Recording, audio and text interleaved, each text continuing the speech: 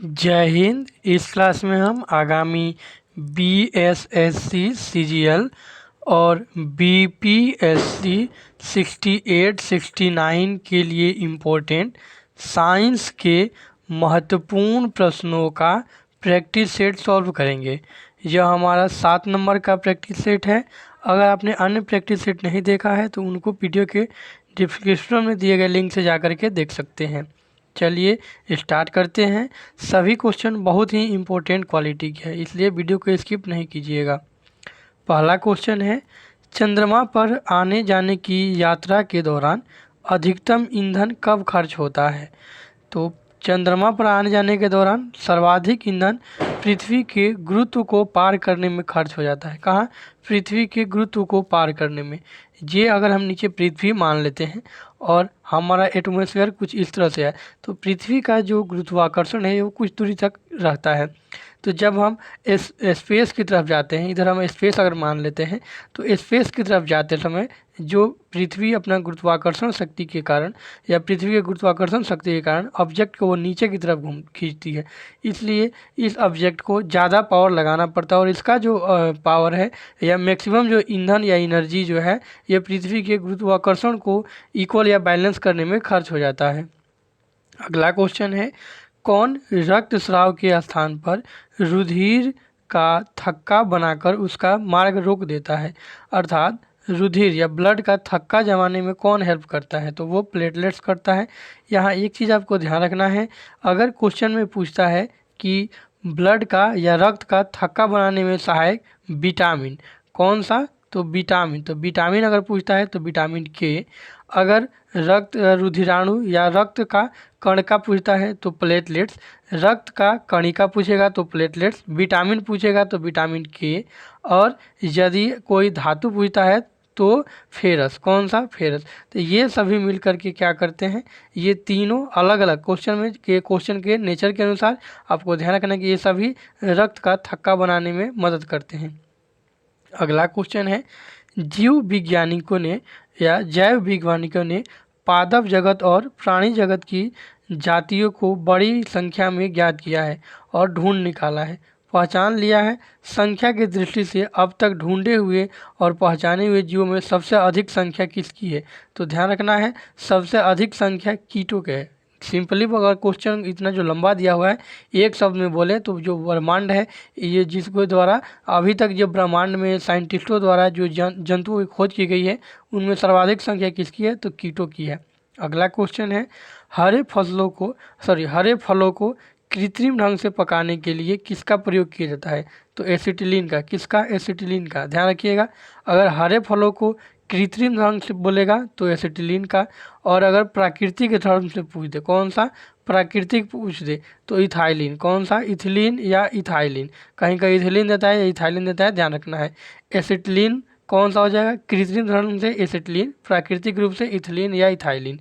तो ये आपको ध्यान रखना है। अगला क्वेश्चन है, अस्थाई चुंबक के लिए सर्वाधिक उपयुक्त धातु कौन सा है? तो अस्थाई चुंबक के लिए सर्वाधिक उपयुक्त धातु इस्पात है। अस्थाई चुंबक इस्पात का बनाया जाता है। अस्थाई चुंबक में अगर ये क्वेश्चन पूछता है, एक साइड तो नॉर्थ पोल हो गया, दूसरे साइड साउथ पोल हो गया, यह पूछता है कि सबसे मजबूत क्षेत्र कौन सा होता है? तो ध्यान देना है, मिडिल वाला जो पार्ट होता है वो सबसे मजबूत चुंबकीय क्षेत्र होता है। ठीक है, और इसमें से जो चुंबकीय बल रेखा है वो एक दूसरे को कभी नहीं काटती है, इस तरह से वो चलती है लेकिन एक दूसरे को कभी काटती नहीं है।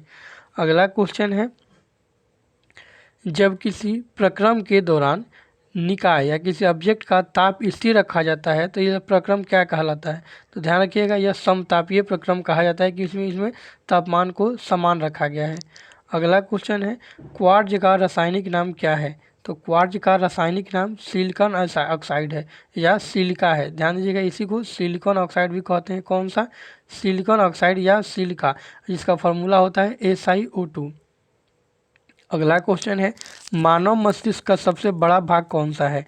तो मानव मस्तिष्क का सबसे बड़ा भाग सेरिब्रम होता है। कौन सा? सेरिब्रम होता है। तो ये आपको इम्पोर्टेंट है, ध्यान रखना है। सेरिब्रम से जुड़े कुछ अन्य फैक्ट की अगर बात करिएगा तो सेरिब्रम को जो है यह मस्तिष्क के अग्रभाग में स्थित होता है, आगे वाले भाग में, इसीलिए इसे प्रमस्तिष्क भी मस्तिष्क या अग्र मस्तिष्क भी कहा जाता है। यह मस्तिष्क का सबसे विकसित भाग होता है तथा कुल मस्तिष्क का 2/3 भाग होता है। इसके जो मुख्य काम है यह स्मृति बढ़ाना मतलब याददाश्त को तेज रखना, ज्ञान को बढ़ाना, बुद्धिमत्ता और चिंतन शक्ति तथा इच्छा शक्ति को नियंत्रित करने का काम सेरिब्रम को होता है। जबकि थैलेमस और हाइपोथैलेमस की बात करें तो जो हाइपोथैलेमस है यह भूख, निद्रा और प्रेम घृणा को दर्शाता है, जबकि थैलेमस बाहरी वातावरण, ठंडा, गर्मी और दर्द को बताता है। तो ये कुछ इंपॉर्टेंट फैक्ट है, इसे ध्यान में रखना है।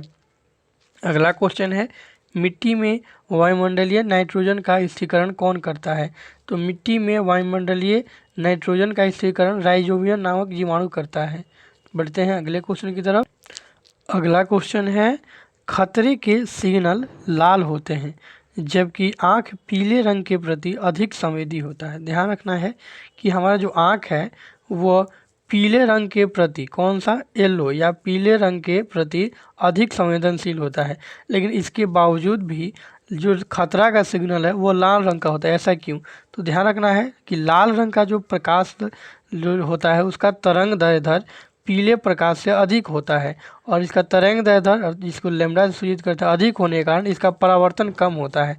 जब हम विब्जियोर को दर्शाते हैं तो इसमें नीचे से ऊपर तक हम जाते हैं विब्जियोर की तरफ, इसमें रेड का जो है तरंग दैर्ध्य सबसे ज़्यादा होता है, जबकि विब्जियोर मतलब जो वायलेट है इसका सबसे मिनिमम होता है और इसका तरंगदैर्ध्य अधिक होने के कारण इसका परावर्तन या अपवर्तन बहुत कम होता है, जिस कारण यह फैलता नहीं है और दूर से देखा जा सकता है।